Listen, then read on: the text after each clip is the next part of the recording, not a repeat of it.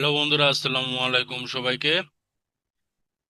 তো আজকে আমরা যেটা নিয়ে আলোচনা শুরু হচ্ছে ইলেকট্রোম্যাগনেটিজম। এটা হচ্ছে 13 নম্বর অধ্যায় বেসিক ইলেকট্রিসিটির। তো এরপরে থাকে আর একটা অধ্যায়। তো 13 নম্বর অধ্যায়ে আমরা কি কি পড়বো, তার আগে বলে নেই এই অধ্যায়টা থেকে তোমাদের পরীক্ষায় 5 নাম্বার আসার সম্ভাবনা আছে। তো এই জিনিসটা কিন্তু একটা সুবিধা, তুমি জানো যে তোমার কোন অধ্যায় থেকে কত মার্ক আসবে। তো সেই হিসাব করে যদি তোমার দু একটা অধ্যায় বাদও যায়, আশা করি খুব বেশি সমস্যা হওয়ার কথা না। কারণ দু একটা অধ্যায় বাদ গেলেও তোমার ধরো 5 5 10 মার্ক বাদ দিলা, কিন্তু তারপরেও তো তুমি বাকিগুলো ঠিকই কাভার আপ করতে পারবা। আচ্ছা, তাহলে আমি দেখি কি কি এই অধ্যায় থেকে আমরা শিখবো। এই অধ্যায় থেকে আমরা শিখবো ম্যাগনেটিক ফিল্ডের ম্যাগনেটিক লাইন অফ ফোর্স, এগুলো নিয়ে আলোচনা হবে। ম্যাগনেটিক ফ্লাক্স নিয়ে আলোচনা করা হবে। তারপর হচ্ছে magnetic effect of electrical current, এটা নিয়ে হবে। ফ্লেমিং এর ডান হস্ত নীতি নিয়ে আলোচনা হবে। মানে লেফট, সরি, ডান হস্ত না, বাম হাত, লেফট হ্যান্ড রুল নিয়ে আলোচনা করা হবে। Current carrying conductor in magnetic field, moving conductor, তারপর হচ্ছে two parallel current carrying conductor, এগুলো নিয়ে আলোচনা করা হবে। তো এর টোটাল এরকম সরি 8টা পয়েন্ট নিয়ে আমরা আলোচনা করব। প্রথম যেটা সেটা হচ্ছে হলো magnetic field, magnetic line of force এবং এর বৈশিষ্ট্য। তাহলে ম্যাগনেটিক ফিল্ডের বাংলা অর্থ হচ্ছে হলো চুম্বক ক্ষেত্র। চুম্বক ক্ষেত্র, এখন যদি আমি বলি কোন চুম্বকের চারপাশে যে অঞ্চলে চুম্বকীয় বল অনুভূতি হয় তাকে ম্যাগনেটিক ফিল্ড বলে। আচ্ছা, এই ধরো, এই হচ্ছে আমার একটা, সরি আগে এটা না, আগে এটা আঁকলে বুঝবা না। এটা একটা ফিজিক্সেরই অঙ্ক। এই ধরো এটা হচ্ছে আমার কি চুম্বক, চুম্বক খণ্ড রাখা হয়েছে। এখন এটা তো একটা চুম্বক খণ্ড রাখলাম আমি। আচ্ছা, এটা রাখলাম হচ্ছে চুম্বক খণ্ড। এখন এই যে চুম্বকটা রাখলাম, মানে এইটার আশেপাশে এইটা হচ্ছে কি আমার চুম্বকের একটা এরিয়া আছে। কোন চুম্বক, এখানে কি বলতেছে, কোন চুম্বকের চারপাশে যে অঞ্চলে চুম্বকীয় বলরেখা অনুভূত হয় তাকে ম্যাগনেটিক ফিল্ড বলে। ওকে। তো ম্যাগনেট, এই যে চুম্বকের এই আশেপাশে দিয়ে যদি কোনো চুম্বক তুমি নেও, দেখবা যে ও কিন্তু দিক পরিবর্তন করতে পারে বা একটা আকর্ষণ করতে পারে। লোহা যদি নেও, লোহা কিন্তু একটা আকর্ষণ বল কাজ করবে। তো এই কারণে এটারে বলতেছে কি চুম্বকীয় বল, মানে ম্যাগনেটিক ফিল্ড, এটারই বলা হয় হচ্ছে ম্যাগনেটিক ফিল্ড। আচ্ছা, উদাহরণ, বার ম্যাগনেটিকের চারপাশে মোটরের ভেতরে ট্রান্সফরমারের কোরে ম্যাগনেটিক ফিল্ড থাকে। আচ্ছা, তো হচ্ছে magnetic line of force. Magnetic line of ফোর্সটা কি? চুম্বক ক্ষেত্রকে পরিকল্পিত রেখা দ্বারা অঙ্কন করলে, পরিকল্পিত রেখা দ্বারা প্রকাশ করলে প্রকাশ করা হয়, যাকে ম্যাগনেটিক লাইন অফ ফোর্স বলে। ওই যে আমরা যে চুম্বক ক্ষেত্রটা রাখলাম, এটার যদি আমরা একটা লাইন দ্বারা কল্পিত রেখা দ্বারা প্রকাশ করি, রেখা দ্বারা প্রকাশ করা হয়, এই রেখাটারই তাহলে বলা হবে কি ম্যাগনেটিক লাইন অফ ফোর্স। বৈশিষ্ট্য, উত্তর মেরু থেকে দক্ষিণ মেরুতে প্রবেশ করে, চুম্বকের ভেতরে এস থেকে এন এ ফিরে আসে, কখনো একে অপরকে ছেদ করে না, রেখা যত ঘন চুম্বক ক্ষেত্র তত শক্তিশালী হয়, রেখাগুলো সর্বদা বন্ধ লুপ, মানে হচ্ছে কি ক্লোজ লুপ তৈরি করে। রেখাগুলো কি সর্বদা কি করে, ক্লোজ লুপ তৈরি করে। এটা কিন্তু ওপেন লুপ তৈরি করে না। যেমন বাস্তবে যদি লোহার গুড়ার বার ম্যাগনেটিক এর ওপর ছিটালে বল রেখা দেখা যায়। ম্যাগনেটিকের উপরও ছিটালে, আমরা এটা একটু বাস্তবে ছিটাই দেখেন তাহলে কেমন হয় দেখবো না। আচ্ছা, তারপর হচ্ছে হলো ম্যাগনেটিক ইন্টেন্সিটি এবং ম্যাগনেটিক ফ্লাক্স ডেন্সিটি। আচ্ছা, ফিল্ড ইনসেন্টি আর একটা হচ্ছে ম্যাগনেটিক ফ্লাক্স ডেন্সিটি, এই দুইটার মধ্যে মানে সম্পর্ক কি? ম্যাগনেটিক ফিল্ড ইনসেন্টি হচ্ছে হলো এটা এইচ দ্বারা প্রকাশ করছে। চুম্বক ক্ষেত্রের আহ, তৈরির ক্ষমতাকে ম্যাগনেটিক ফিল্ড ইন্টেন্সিটি বলা হয়। এই যে একটা চুম্বক ক্ষেত্র, যেটা চুম্বক ক্ষেত্রই এটা যে তৈরি হবে, এটারই হচ্ছে ম্যাগনেটিক ফিল্ড ইন্টেন্সিটি। আচ্ছা, এটা আবার একটা ফর্মুলা আছে, এইচ সমান সমান N I by L. H হচ্ছে কি ফিল্ড ইনসেন্টি, আর এন হচ্ছে কি নাম্বার অফ টার্ন। তো এই ক্ষেত্রে ম্যাগনেটিকের এই ক্ষেত্রে এন মানে সবসময় নাম্বার অফ টার্ন থাকবে, আর আই মানে কারেন্ট, আর এল মানে হচ্ছে কি লেন্থ। তাহলে যদি আমরা এটার একটা অঙ্ক করি, আচ্ছা এই অঙ্কটা করাই লাগবে, তাছাড়া এই অঙ্কটা হবে না। আচ্ছা, তো আমাদের অঙ্কটা আমরা করি। এই অঙ্কটা করলে আপনারা একটু ভালো বুঝবেন। আমাদের সূত্রটা আসলে কি, এস সমান সমান এন আই বাই হলো এল। এখন যদি আমি এই অঙ্কটা করি, তাহলে একটা কয়েলে এন আছে 500, কারেন্ট আছে 2 অ্যাম্পিয়ার, এল আছে 2.5। তাহলে এন আছে 500, তাহলে আমি যদি এখানে 500 লিখি, 500 ইন্টু 2 ইন্টু 0.5, 0.5। আচ্ছা, তাহলে কত হয় আমার এখন এটা ক্যালকুলেশন করলে কত আসে? আমি একটু ক্যালকুলেটরে যাই, সরি, নোটপ্যাড ওপেন করে ফেলাইছি।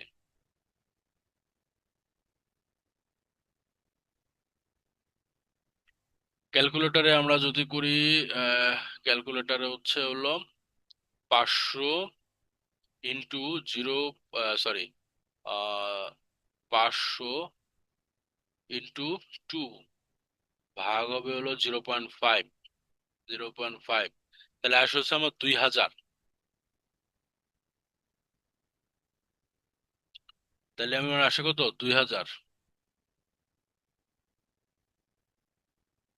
আচ্ছা, এই হলো আমার 2000 উত্তর আসছে। আর এই 2000 কি হবে? 2000 হবে হলো এই যেখানে বলা আছে 2000 A by M, ampere by metre, ampere প্রতি মিটার। ওকে, তো এটাই হচ্ছে আমার অ্যান্সার। তো আশা করি অঙ্কটা, এটা একটা ছোট অঙ্ক, ফর্মুলা জানলে অঙ্কগুলা যে কেউ করতে পারবে, অঙ্কগুলা কোনো রকেট সায়েন্স না। যদি কোনো সমস্যা হয়ে থাকে তারপরও জানাবেন, বুঝতে সমস্যা হলে কোনটা কিভাবে আসলো আপনারা বুঝতে সমস্যা হলে জানাতে পারেন, সমস্যা নাই।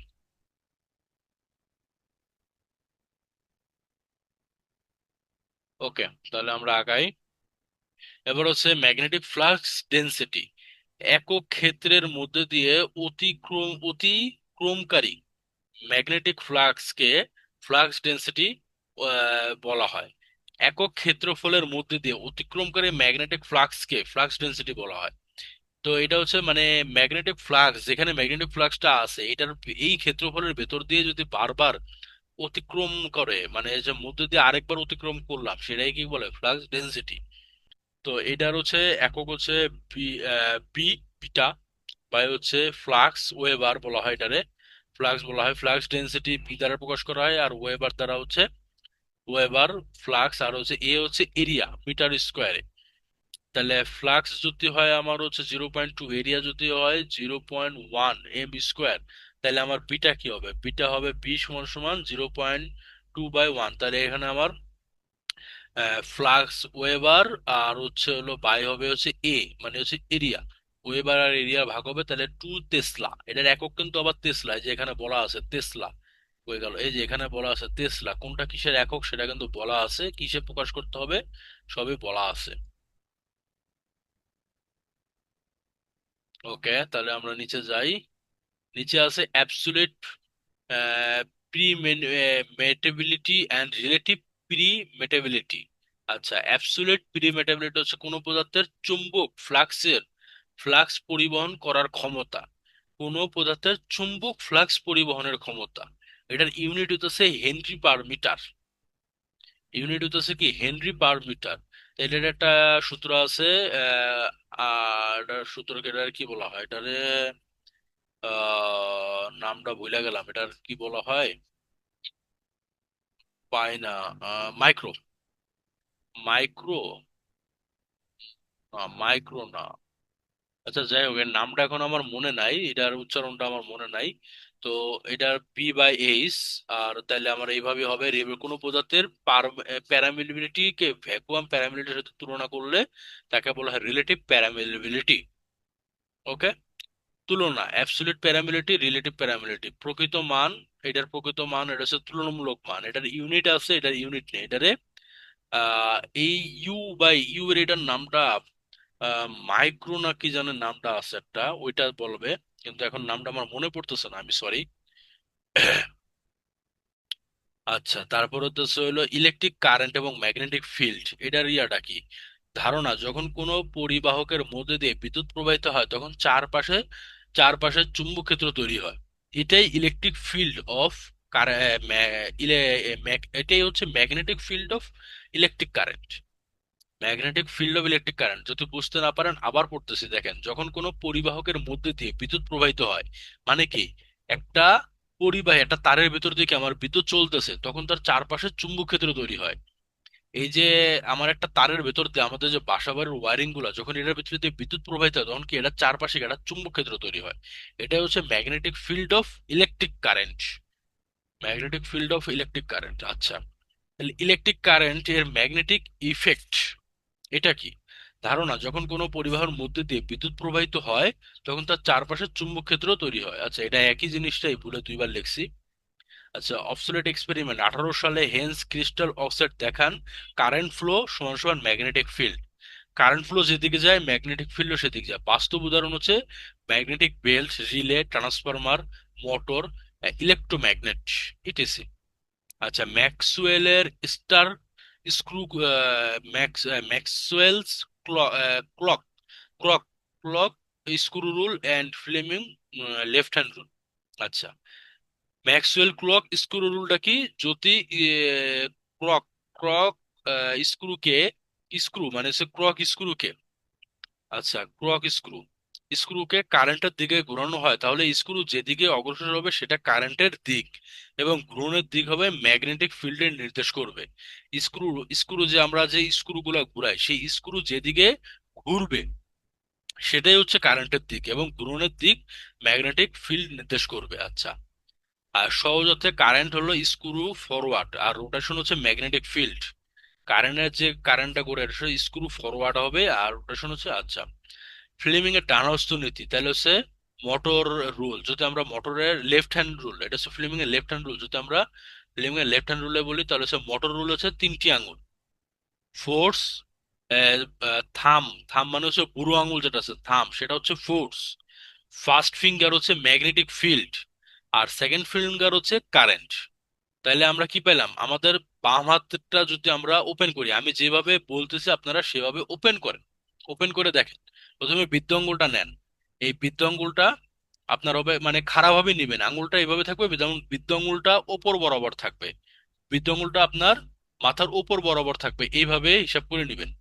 তারপর হচ্ছে ফার্স্ট ফিঙ্গার, এরপর হচ্ছে ম্যাগনেট, এরপর হচ্ছে সেকেন্ড ফিঙ্গার। তাহলে আপনার কি দাঁড়ালো?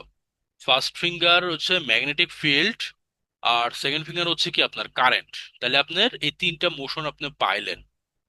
এর শর্টকাট হচ্ছে FIB। FIB মানে কি? Force, field, current. থাম হচ্ছে ফোর্স, বি হচ্ছে ফিল্ড, বি ইয়াটা ফার্স্ট ফিঙ্গার হচ্ছে ফিল্ড, আর হচ্ছে আমার কি কারেন্ট। কারেন্ট ক্যারিং কন্ডাক্টরের উপর বল। সংজ্ঞা, চুম্বক ক্ষেত্রে স্থাপিত কোনো কারেন্ট ক্যারিং কন্ডাক্টরের উপর বল প্রতিক্রিয়া করে। চুম্বক ক্ষেত্রে স্থাপিত কোনো কারেন্ট ক্যারিং কন্ডাক্টরের উপর বল ক্রিয়া করে। চুম্বক ক্ষেত্রে স্থাপিত, ওকে, একটা বল থাকে। সূত্র এটা আর দরকার নাই এতটা, তারপরও জানার জন্য জেনে রাখেন, সমস্যা নাই। বাস্তব উদাহরণ হচ্ছে electric motor, loudspeaker, moving coil, meter. Moving কন্ডাক্টরের কাজ, ওয়ার্ক ডান, মুভিং কন্ডাক্টরের কাজ ডান। ধারণা হচ্ছে চুম্বক ক্ষেত্রের মধ্যে দিয়ে পরিবাহককে সরালে মেকানিক্যাল ওয়ার্ক করতে হয়। চুম্বক ক্ষেত্রের মধ্যে দিয়ে পরিবাহকের চুম্বক ক্ষেত্রের মধ্যে দিয়ে কোনো পরিবাহককে সরালে মেকানিক্যাল ওয়ার্ক করতে হয়, এর ফলে ইএমএফ উৎপন্ন হয়। এটাই হচ্ছে কি আমার মুভিং কন্ডাক্টর।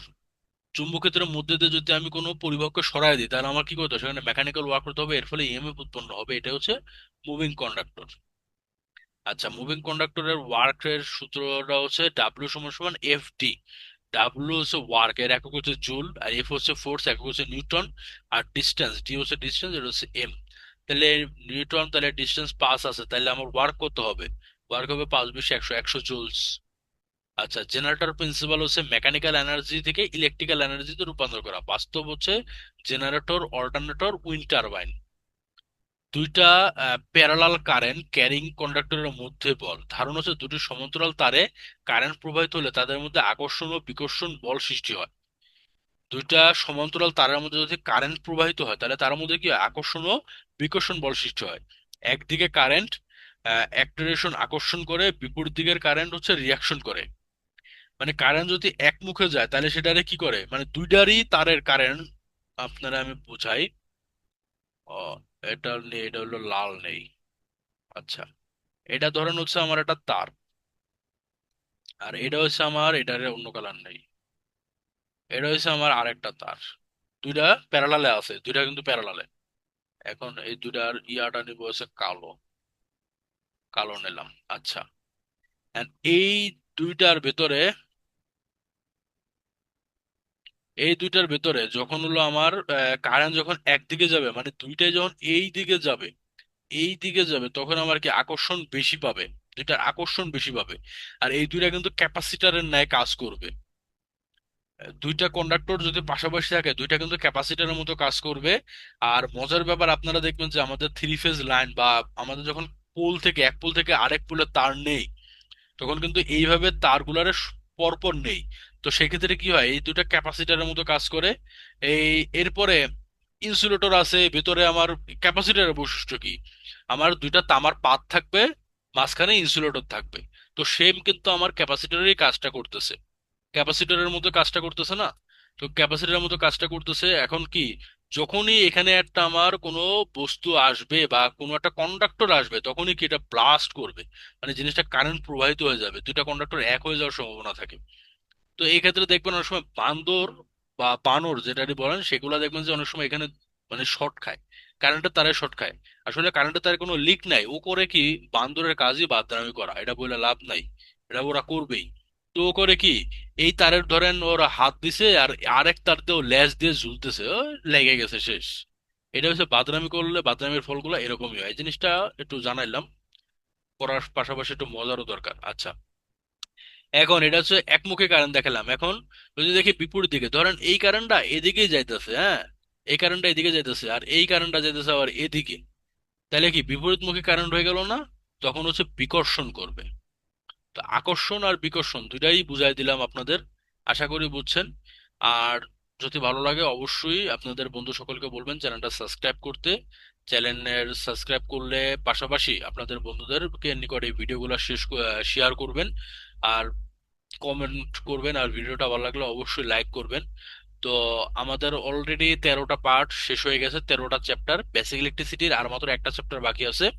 ইনশাল্লাহ নেক্সট উইকের ভিতরে আরেকটা চ্যাপ্টার যেটা বাকি আছে সেটাও শেষ করে দিব। তো আপনারা চাইলে আপনাদের বন্ধুদেরকে কষ্ট করে আমাদের যে প্লে লিস্টটা আছে প্লে লিস্টটা ধরেই শেয়ার করতে পারেন। এটা করলে আরো বেশি বেটার হবে। কারণ তাহলে কি, তিনি একবারে প্লে লিস্টটা শেষ করতে পারবে, তিনি পরীক্ষার জন্য রেডি হতে পারবে, পরীক্ষার জন্য রেডি থাকবে। আর বেসিক যদি আপনার বুঝতে পারেন তাহলে আপনার সামনে আরো সুবিধা পাবেন। ওকে, আজকে এই পর্যন্ত, সবাইকে আসসালামু আলাইকুম।